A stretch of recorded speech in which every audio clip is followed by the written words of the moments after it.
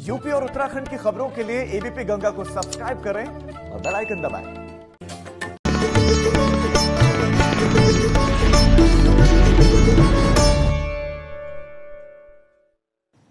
नमस्कार, स्वागत आपका उत्तराखंड प्राइम में। बड़ी खबर के साथ शुरुआत करते हैं देहरादून से। इस वक्त हमारे पास है एडीजी वी विनय कुमार की केंद्र में प्रतिनियुक्ति हुई है। इंटेलिजेंस ब्यूरो में वरिष्ठ पद पर वो ज्वाइन करेंगे। 5 अक्टूबर को ज्वाइन करेंगे पी विनय कुमार। हमारे सहयोगी विनोद इस वक्त हमारे साथ है। विनोद, और जानकारी दें।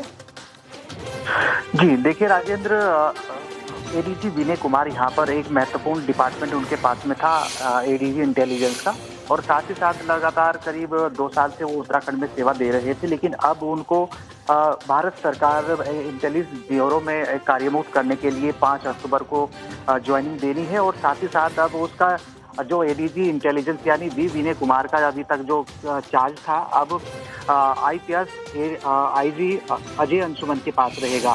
तो कार्यमुक्त भारत सरकार में एडीजी इंटेलिजेंस ब्यूरो के रूप में अब वो ज्वाइनिंग देने वाले हैं। और लिहाजा ये महत्वपूर्ण भी है कि भारत सरकार के आईबी में वो पूर्व से भी काम कर रहे थे, जिसके बाद में उनको उत्तराखंड में भेजा गया था।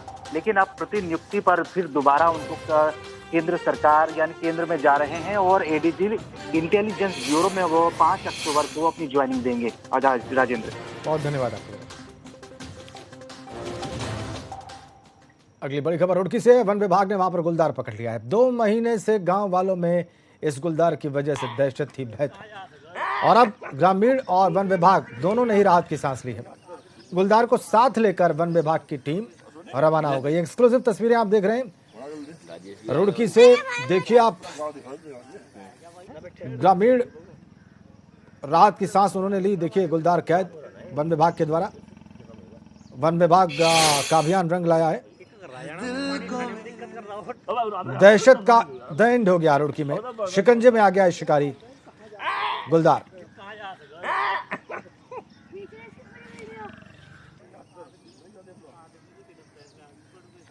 हमारे संवाददाता विनीत इस वक्त हमारे साथ फोन लाइन पर जुड़ गए हैं। विनीत, कैसे मुमकिन किया इसे वन विभाग ने? जी बिल्कुल, देखिए राजेंद्र, जिस तरह से जो गुलदार था वो भगवानपुर क्षेत्र में काफी 2 महीने के लगभग जो है ग्रामीणों को परेशान कर रहा था। लेकिन जिस तरह से पिछली बार भी पिंजरा लगाया गया था लेकिन गुलदार काबू में नहीं आता। लेकिन इस बार जो है वन विभाग को काफी हद तक सफलता मिली है। गुलदार को पिंजरे में कैद कर लिया गया है और जो वन विभाग की टीम है वो अपने साथ ले गई है।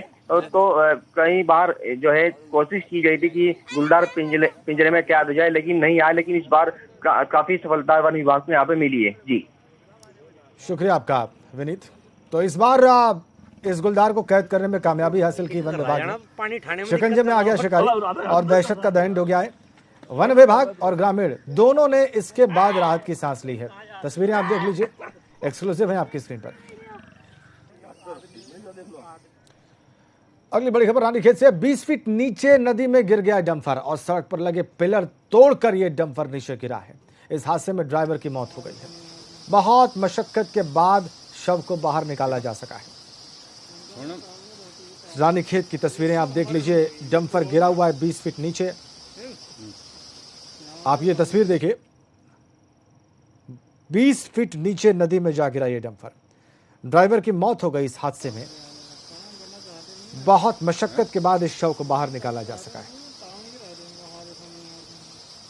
इस हादसे में ड्राइवर की जान चली गई।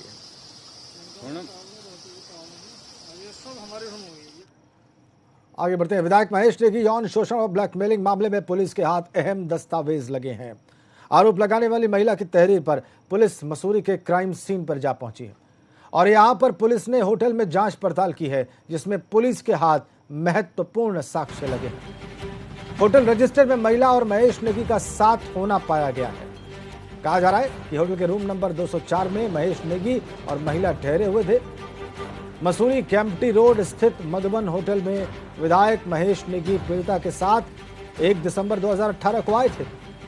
पुलिस को महेश नेगी और महिला की आईडी भी होटल में मिल गई। जानकारी के दौरान और भी कई महत्वपूर्ण बातें सामने आई हैं। कहा जा रहा है कि विधायक ने कमरा लेने के बाद कमरे को बदलवाया भी था। पुलिस जांच टीम के द्वारा होटल के प्रबंधक के बयान भी दर्ज कर लिए गए।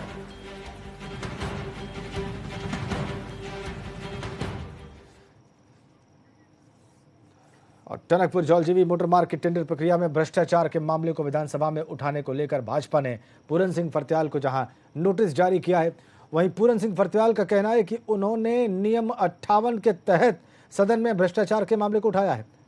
पिछली सरकारों में भी सत्ता पक्ष के विधायकों ने नियम 58 के तहत मुद्दे चर्चा के लिए उठाए हैं, लेकिन किसी भी दल ने विधायक को नोटिस जारी नहीं किया। उन्होंने कहा कि पार्टी ने जो भी नोटिस पार्टी से भेजा गया वो उसका जवाब देंगे, लेकिन भ्रष्टाचार के मामले से समझौता नहीं करेंगे। सवाल मेरे नियम 58 का नहीं है। आज शासन के लोगों पे, सरकार के लोगों पे जो डेंट लग रहा है, 22 कर्मचारी हैं, उसमें लिपापोती या दबाव बनाने के लिए मुझ पे नियम 58 के तहत एक नोटिस दिया जा रहा है। और पार्टी ने किस उद्देश्य से मुझे दिया है इसका जवाब तो नोटिस मिलने के बाद ही मैं दूंगा। न तो मुझे अभी फोन में कहीं किसी की वार्ता हुई कि आपको नोटिस मिला है, न नोटिस हुआ है। सवाल मेरे सत्ता पक्ष के विधायक को बताना पड़ रहा है कि वो भ्रष्टाचार का मुद्दा उठाएंगे, पहले भी उठाया गया है। आगे बढ़ते हैं, जोशीमठ से खबर है, पर्यटकों को रेस्क्यू किया गया है। 3 पर्यटकों को रेस्क्यू किया गया। नीलकंठ ट्रैक पर भटक गए थे पर्यटक। बड़ी खबर, 3 पर्यटकों को रेस्क्यू कर लिया गया। ये देखिए आप तस्वीरें, तीनों ही पर्यटकों को रेस्क्यू कर लिया गया है जोशीमठ से। ये पर्यटक नीलकंठ ट्रैक पर भटक गए थे। बड़ी खबर, बड़ा अपडेट, नीलकंठ पर भटके हुए ट्रैकर्स को रेस्क्यू कर लिया गया है। जोशीमठ से खबर आ रही है, पर्यटकों को रेस्क्यू किए जाने की खबर। बड़ी खबर जोशीमठ से, कामयाबी की खबर, राहत देने वाली खबर। जो पर्यटक भटक गए थे उनको रेस्क्यू कर लिया गया है। तस्वीरें देख लीजिए आप, 3 संख्या इनकी। नीलकंठ ट्रैक पर ये भटक गए थे, इन्हें रेस्क्यू करने में कामयाबी हासिल हुई।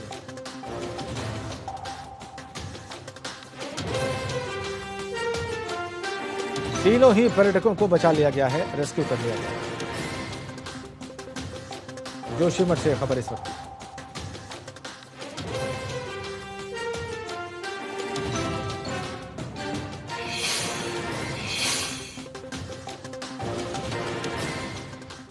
और एक और बड़ी खबर हल्द्वानी से, समाजवादी पार्टी ने धरना दिया है। वहां पर कृषि बिल का विरोध कर रही है समाजवादी पार्टी, और पार्टी के कई कार्यकर्ता बुद्ध पार्क पहुंच गए हैं। हल्द्वानी से खबर, कृषि बिल के विरोध में उत्तराखंड में कूद पड़ी है समाजवादी पार्टी। धरना देने के लिए पार्टी के कार्यकर्ता बुद्ध पार्क पहुंच गए हैं। इस वक्त की बड़ी खबर, समाजवादी पार्टी धरना देगी और दे रही है हल्द्वानी में, कृषि बिल का विरोध करते हुए। पार्टी के कई कार्यकर्ता विरोध करने के लिए, धरना देने के लिए बुद्ध पार्क पहुंच गए हैं।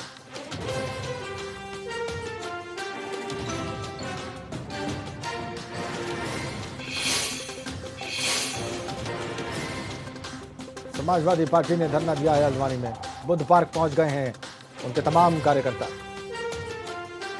कृषि बिल का विरोध उत्तराखंड में भी।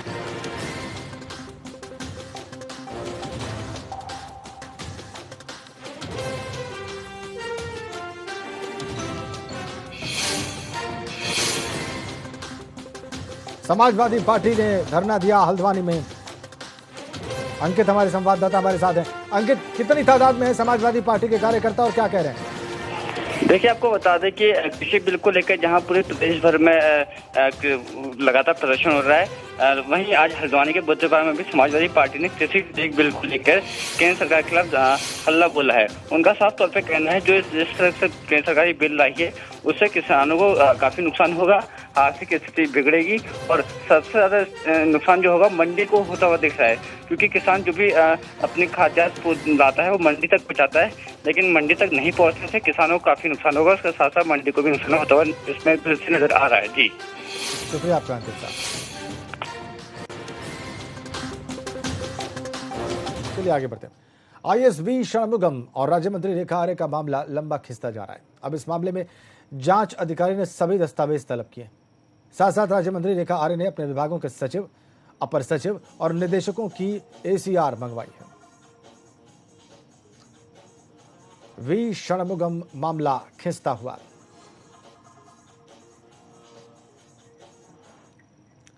और उत्तराखंड दौरे पर पहुंची पूर्व केंद्रीय मंत्री, मध्य प्रदेश की पूर्व मुख्यमंत्री उमा भारती कोरोना से संक्रमित हो गई हैं। ये जानकारी उन्होंने खुद ट्वीट करके दी। उमा भारती इस वक्त हरिद्वार और ऋषिकेश के बीच वंदे मातरम कुंज में क्वारंटीन है। पिछले 3 दिनों से उन्हें बुखार था। इसके बाद ऋषिकेश में कोरोना टेस्ट कराने के बाद उनके रिपोर्ट कोरोना पॉजिटिव आई है। आपको ये भी बताएं कि कोरोना वायरस से मुक्ति पाने के लिए उमा भारती ने बद्रीनाथ और केदारनाथ में प्रार्थना भी की थी। ट्वीट का कंटेंट आपकी स्क्रीन पर।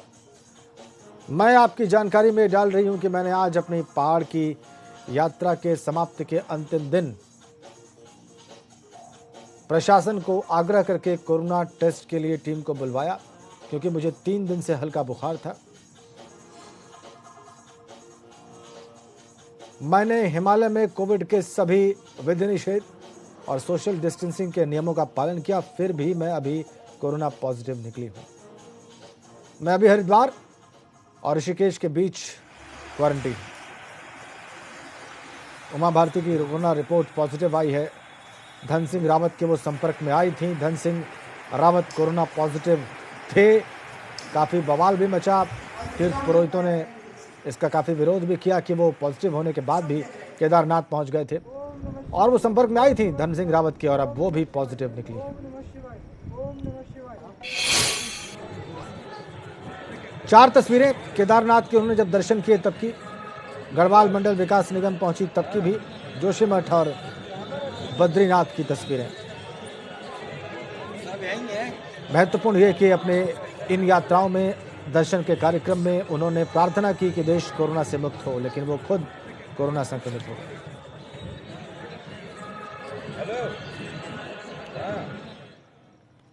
और आम आदमी पार्टी 2022 विधानसभा चुनाव की तैयारियों को लेकर लगातार स्थानीय मुद्दे उठाने में जुटी है, ताकि पार्टी अपना जनाधार बढ़ा सके।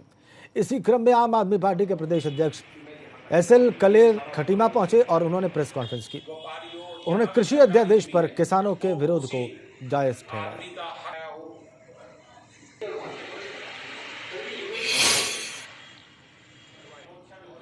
किसान का धान सरकारी काटे तक करवाने की लिए पुलिस वाले टुक वालों को, मोटरसाइकिल वालों को शाम को परेशान कर रहे हैं, उनके चालान काट रहे हैं। उस चीज का हम विरोध करेंगे। जहां भी पुलिस वाले चालान काटेंगे, ये चीज करेंगे, आम आदमी पार्टी वहीं धरने पे बैठेगी। और बड़ी खबर बड़कोट से है। व्यापार मंडल का चुनाव है आज। वहां पर अध्यक्ष और महामंत्री पद के लिए वोटिंग जारी है। दोपहर 2 बजे तक वोटिंग होनी है। बड़कोट से बड़ी खबर, व्यापार मंडल का चुनाव आज।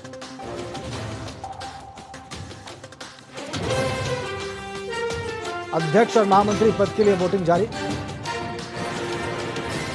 दोपहर 2 बजे तक वोटिंग होनी है। बड़ी खबर, बड़ा अपडेट इस वक्त का। दोपहर 2 बजे तक ही वोटिंग होनी है। अध्यक्ष और महामंत्री पद के लिए बड़कोट में व्यापार मंडल के पदों के लिए वोटिंग जारी है।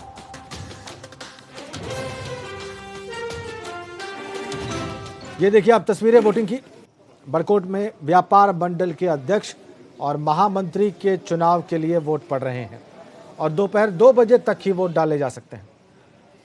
व्यापार मंडल का चुनाव है आज।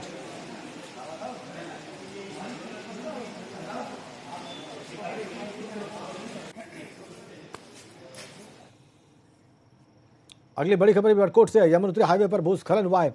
NH 94 छटांगा के बाद ये बंद हो गया है।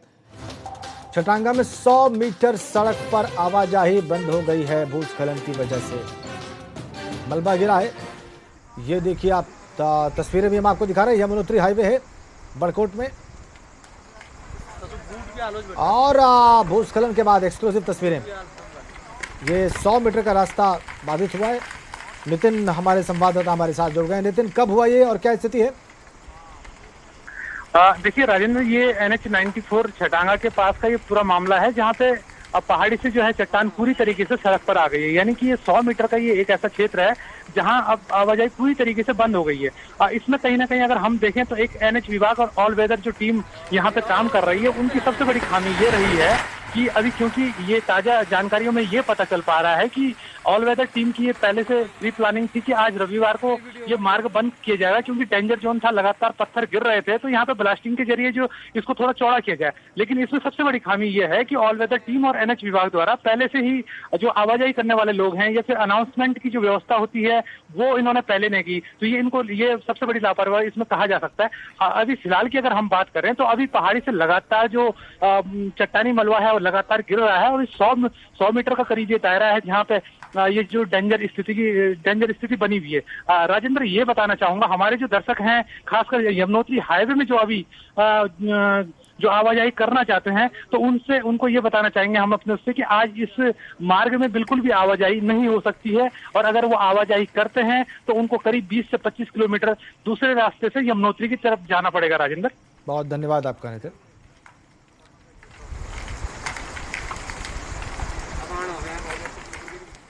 चलिए आगे बढ़ते हैं। देहरादून जिला पंचायत अध्यक्ष मधु चौहान ने विकासनगर के रामताल गार्डन में किसानों की एक बैठक बुलाई और किसानों को कृषि बिल के फायदे बताए। उन्होंने कहा कि विपक्ष इस बिल के बारे में किसानों को भ्रमित कर रहा है। मैंने उनको ये बताया है कि सिर्फ मोदी सरकार ही ऐसी सरकार है जो कि किसानों की हितैषी है, और जिसका प्रमाण आप लोगों ने देखा कि साल में 6,000 रुपए किसान निधि के रूप में उनके खातों में डायरेक्ट जाता है, बीच में कोई बिचौलिया नहीं है। और इसी चीज को मैंने आज कहा कि जो कृषि बिल है वो पूरी तरीके से किसानों के हित में है, उनको विपक्षों के बरगलाने में आने की कोई जरूरत नहीं है। तो कृषि बिल को लेकर विपक्ष लगातार हमलावर है। कल कांग्रेस के नेता और कार्यकर्ता पार्टी के प्रदेश अध्यक्ष प्रीतम सिंह के नेतृत्व में राजभवन कूच करेंगे। सुबह 10:30 बजे कांग्रेसी राजभवन जाएंगे। कृषि बिल को लेकर विपक्ष लगातार सरकार को घेरने की कोशिश में जुटा है और सरकार से कृषि बिल वापस लेने की मांग कर रहा है।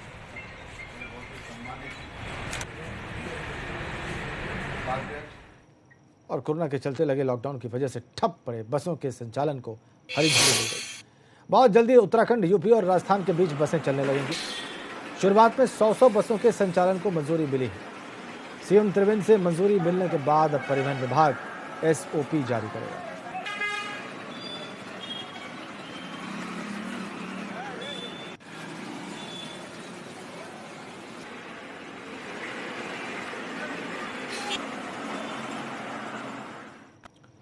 और कल देहरादून के आईएमए एकेडमी में 2 टनल्स का वर्चुअल शुभारंभ होगा। रक्षा मंत्री राजनाथ सिंह इसका वर्चुअल शुभारंभ करेंगे।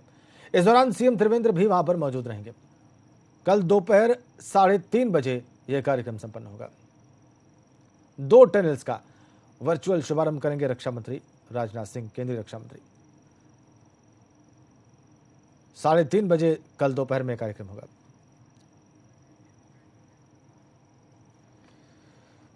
और उधम सिंह नगर जिले में कोरोना काल में मत्स्य विभाग की हीरा हवाले के चलते 17 मछली पालकों ने 60 क्विंटल से भी ज्यादा प्रतिबंधित प्रजाति की मछली पाल ली है। इतना ही नहीं, सेहत के लिए नुकसानदेह मानी जाने वाली मछली को बाजार में बेचा भी गया, जबकि 1 साल पहले कृषि एवं किसान कल्याण मंत्रालय थाई मांगुर के पालन और खरीद फरोख्त में प्रतिबंध लगा चुका है। प्रतिबंधित मछली की प्रजाति के बच्चे मछली पालकों तक कहां से पहुंचे, इसको लेकर अधिकारी परेशान हैं। अब विभाग की ओर से 17 मछली पालकों को नोटिस भी थमा दिए गए। प्रतिबंधित थाई मांगुर का पालन कर रहे हैं, तो उसके संबंध में तात्कालिक कार्रवाई करते हुए वहां के ज्येष्ठ मत्स्य निरीक्षक के माध्यम से ऐसे 15 लोग चिन्हित किए गए हैं जो प्रतिबंधित थाई मांगुर का पालन कर रहे हैं, और उनको नोटिस दे दिया गया है। और नोटिस के अंतर्गत उनको 7 दिन के अंतर्गत खुद ही अपने स्तर से उसको समाप्त, यदि वो करते हैं तो ठीक है, नहीं तो फिर टास्क फोर्स गठित की गई है, पुनः निरीक्षण किया जाएगा। यदि उनके द्वारा उसको स्वयं नष्ट नहीं किया गया होगा तो फिर टास्क फोर्स के माध्यम से उनके प्रतिबंधित थाई मांगुर को वहीं नष्ट कर दिया जाएगा। इधर रुड़की में पुलिस ने अवैध खनन पर बड़ी कार्रवाई करते हुए 10 ट्रैक्टर ट्रॉली समेत 1 जेसीबी मशीन को सीज कर दिया है। ये गाड़ियां अवैध खनन के काम में लगाई जा रही थी और इस कार्रवाई के बाद खनन माफियाओं में हड़कंप मचा हुआ है। इस मामले में एसपी देहात का कहना है कि अवैध खनन के खिलाफ लगातार कार्रवाई की जा रही है। बुग्गावाला थाने की पुलिस के द्वारा 10 अवैध खनन में संलिप्त ट्रैक्टर और 1 एचएम मशीन को सीज किया गया है। सभी के विरुद्ध अवैध खनन की रिपोर्ट संबंधित उप जिलाधिकारी को प्रेषित की जा रही है। अवैध खनन करने वालों के विरुद्ध निरंतर विधिक कार्रवाई अमल में लाने के निर्देश सभी संबंधित प्रभारी निरीक्षक और थानाध्यक्ष को दिए गए हैं। इसके बाद चलिए आगे बढ़ते हैं। पौड़ी के सतपुली क्षेत्र में एडवेंचर एक्टिविटी फेस्टिवल का आयोजन अब इस क्षेत्र की तकदीर बदलने जा रहा है। भले ही इस साहसिक खेल और रोमांच से भरा यह आयोजन नवंबर महीने में होने जा रहा हो, लेकिन इस आयोजन को लेकर चल रही भव्य तैयारियां अभी से पैराग्लाइडर के रोम रोम में रोमांच भर रही हैं। आयोजन से पहले ही ये क्षेत्र पैराग्लाइडिंग और पैरामोटरिंग के ट्रायल यहां पर शुरू हो गए हैं। जिलाधिकारी पौड़ी ने बताया कि साहसिक खेलों को बढ़ावा देने और पर्यटन की गतिविधियों को बढ़ाने के लिए पौड़ी के सतपुली क्षेत्र में एयर स्ट्रिप तैयार कर लिए गए, जिस पर कुछ दिनों तक सतपुली क्षेत्र में इसी तरह से रोमांच के ट्रायल चलते रहेंगे।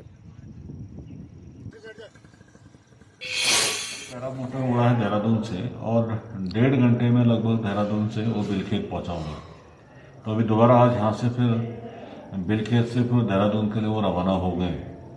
तो 3-4 दिन हमारा ये लगातार ट्रायल चलेगा और अक्टूबर लास्ट में या फिर नवंबर फर्स्ट वीक में एक बहुत बड़ा इवेंट हम लोग आयोजित करने जा रहे हैं। इसमें हम अनुमान लगा रहे हैं कि मिनिमम 100 पैराग्लाइडर्स इसमें प्रतिभाग करेंगे देश के कोनों कोनों से। और आज विश्व पर्यटन दिवस है। उत्तराखंड की पहचान पर्यटन से है। ऐसे में कॉर्बेट नेशनल पार्क के चलते रामनगर पर्यटन नगरी के रूप में प्रसिद्ध है, जहां कोविड-19 भी पर्यटकों को आने से रोक नहीं पा रहा। यहां फिर पर्यटकों की चहलकदमी देखी जा रही है। पर्यटकों को एक बार फिर इस डेस्टिनेशन से जोड़ने के लिए कॉर्बेट प्रशासन ने भी पहल की है। यहां 15 नवंबर से शुरू होने वाला नाइट स्टे जहां 15 अक्टूबर से शुरू कर दिया गया, वहीं अब जिप्सियों को भी ऑनलाइन करने पर विचार किया जा रहा है। कॉर्बेट टाइगर रिजर्व एक संरक्षित क्षेत्र है। संरक्षित क्षेत्र के जो गाइडलाइंस होते हैं उसके अनुसार यहाँ पर टूरिज्म की गतिविधियाँ की जाती हैं। उन गाइडलाइंस के तहत जो भी पर्यटकों के लिए अच्छी सुविधाएं दी जा सके वो उसके लिए कॉर्बेट टाइगर रिजर्व पूरी तरह प्रतिबद्ध है। और जैसे हमारा जो नाइट स्टे का एरियाज़ है वहाँ पर सुविधाएं काफ़ी दुरुस्त की गई हैं। इसके अलावा जो हमारे टूरिज़्म जोन है उसमें एक नया टूरिज़्म जोन रिंगोड़ा भी डेवलप किया जा रहा है। इसके अलावा पाखरों क्षेत्र में भी एक टाइगर सफारी डेवलप करने की योजना पर कार्य अभी चल रहा है। तो और उत्तराखंड में अब बहुत जल्दी रोपवे के माध्यम से पर्यटकों का सफर आसान होने वाला है।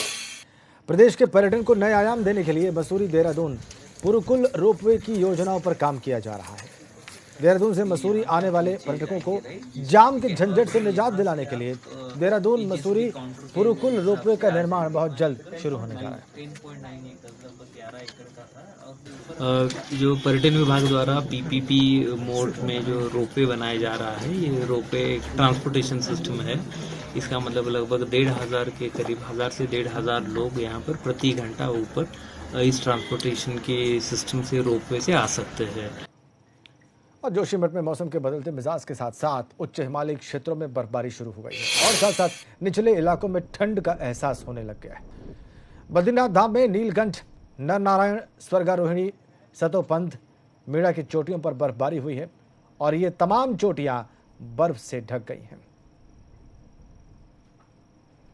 देखिए आप तस्वीरें, बर्फ से ढकी हुई चोटियां ये ऊंचे इलाकों में और निचले इलाकों में इसी बर्फबारी की वजह से सिहरन और ठंड।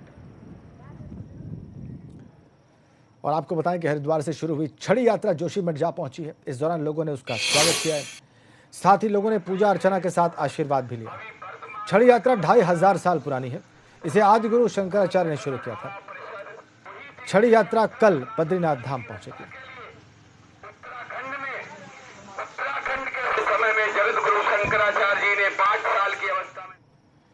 और कोरोना काल के बाद शुरू हुई हेमकुंड साहिब की यात्रा पर अब श्रद्धालुओं की अच्छी खासी संख्या पहुंचने लगी है।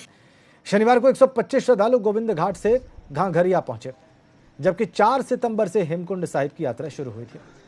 अब तक 2622 श्रद्धालु यात्रा कर चुके हैं। कोरोना की वजह से इस साल हेमकुंड साहिब की यात्रा बहुत देर से शुरू हुई है। क्योंकि हेमकुंड साहिब की यात्रा एक धार्मिक यात्रा है। इतने सारी संगतां ने दरबार साहब च इकट्ठे ही बैठना है, लंगर हाल में भी इकट्ठिया ने प्रसादा छकना है, 3 या 4 व्यक्तियों ने इकट्ठे ही कमरे में रहना भी है। सो सारिया संगतां नूं बेनती है कि यात्रा आने तो पहला अपना कोविड का टेस्ट जरूर करवा के आउण तां जो किसी भी किस्म की किसी यात्री नूं जां इत्थे किसी स्टाफ मैंबर नूं कोई तकलीफ ना हो। इस खबर के साथ ही उत्तराखंड प्राइम में फिलहाल इतना ही। धन्यवाद।